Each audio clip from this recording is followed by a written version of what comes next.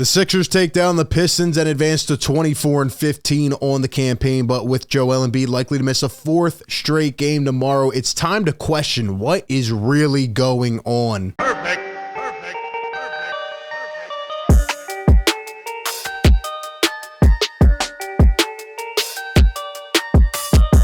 What is going on, everyone? RB here. Welcome into Philly Take with RB. You know what to do. Hit that like button if you enjoy the show. Subscribe by hitting that red button down below and hit that bell so you do not miss any of the upcoming Sixers coverage. Today we are back and the Sixers take down the Pistons. One of those odd timing 3 p.m. games the Eagles were on, and obviously it was a huge week in the NFL.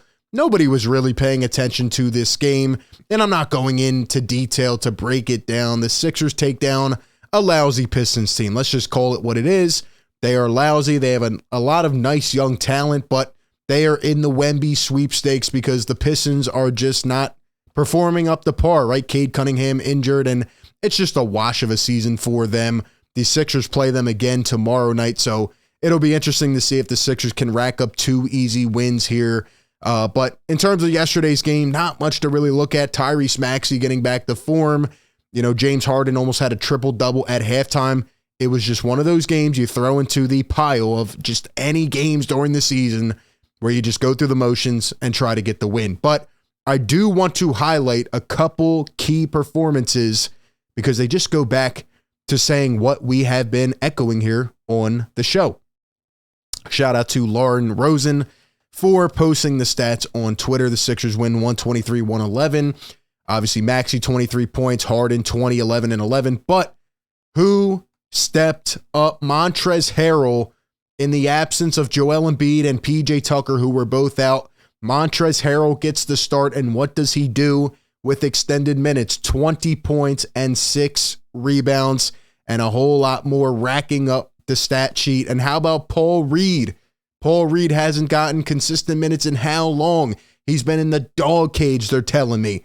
They're saying free Paul Reed. Well, Paul Reed finally got some minutes behind Montrezl Harrell here. And what does he do? 16 points, 11 rebounds. Immediately makes an impact on the glass. We know that's what Paul Reed does, and the Sixers have struggled as a team in terms of rebounding this year, and they're almost dead last. And, you know, Paul Reed can absolutely help that situation. 2 steals as well. And then lastly, Matisse Thybulle. We just made a video a couple days ago. Check it out here on the channel about Matisse Thybulle and the conundrum surrounding the Sixers. The question as to why Matisse Thybulle will not play. Did you know Matisse Thybulle, going into this game yesterday, when playing 20 or more minutes, had the Sixers at 8-0. The Sixers were 8-0 when Matisse Thybulle played 20 or more minutes. So you know how many minutes he played yesterday? 23. And what happened? The Sixers won. And oh, by the way, Thybulle had 6 steals. 6 steals in 23 minutes. The guy can make a defensive spark. I know it's the Pistons, but come on. You need to utilize the weapons you have here. The Sixers have talent.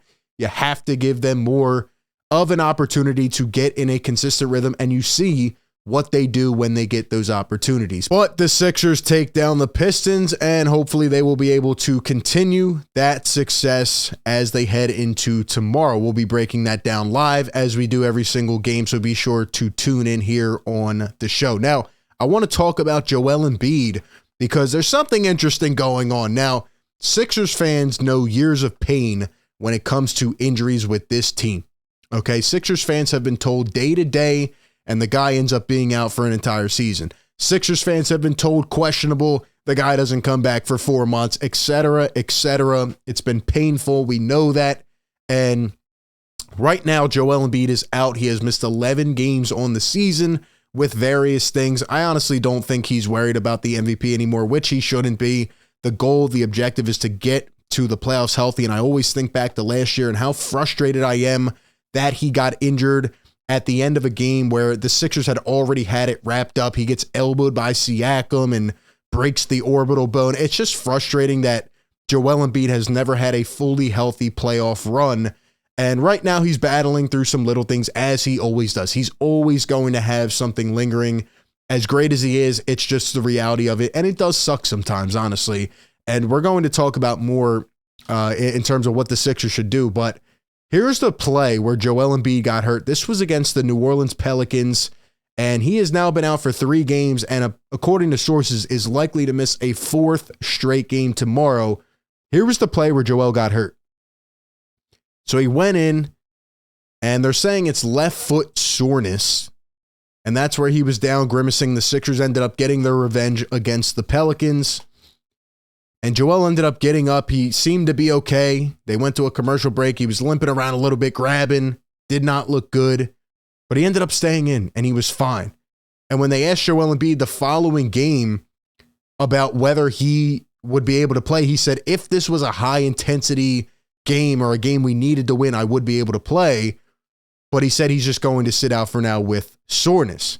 And then they asked Doc Rivers multiple times, and after that game, going into the next game, Doc Rivers had a really, really weird answer because he essentially said the opposite. He said, I'm not worried, I'm not concerned, but there's no timetable for Joel Embiid's return. Now, let's keep it honest, okay? That answer makes absolutely no sense. It is a ridiculous answer. It is an answer to shed away the media, right? Like, either you are concerned and there is no timetable, or you are not concerned and there is a timetable to return.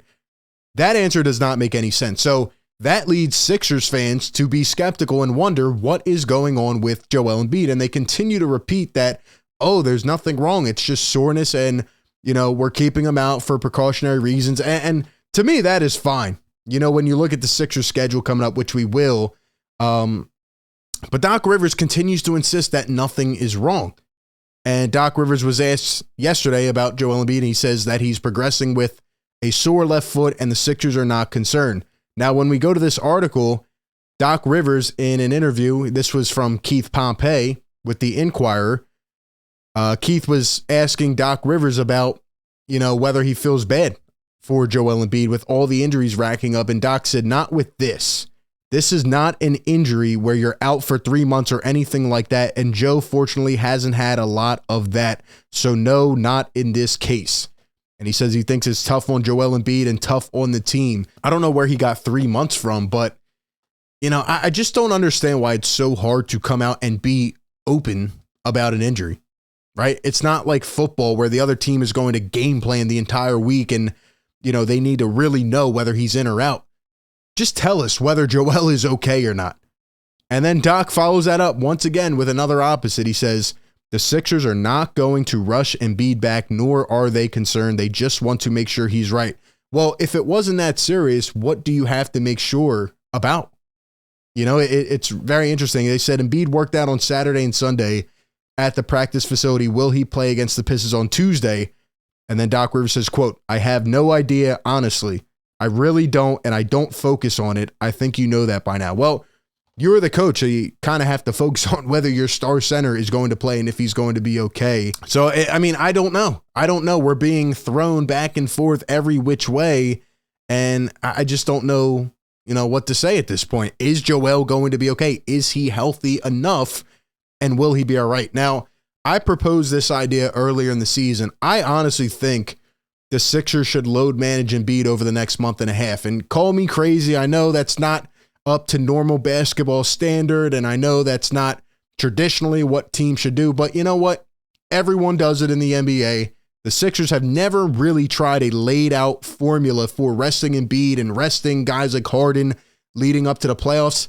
And as a result, the Sixers have never had a healthy Joel Embiid in the playoffs. And when you look at the Sixers schedule, it is very, heavy as you get down to the later part of the season, especially in February and March. It is going to be tough for the Sixers. Right now, they want to rack up wins, but you're playing teams that are at the bottom of the barrel. You're playing the teams that are already in the number 1, number 2 pick sweepstakes that are already out of the mix.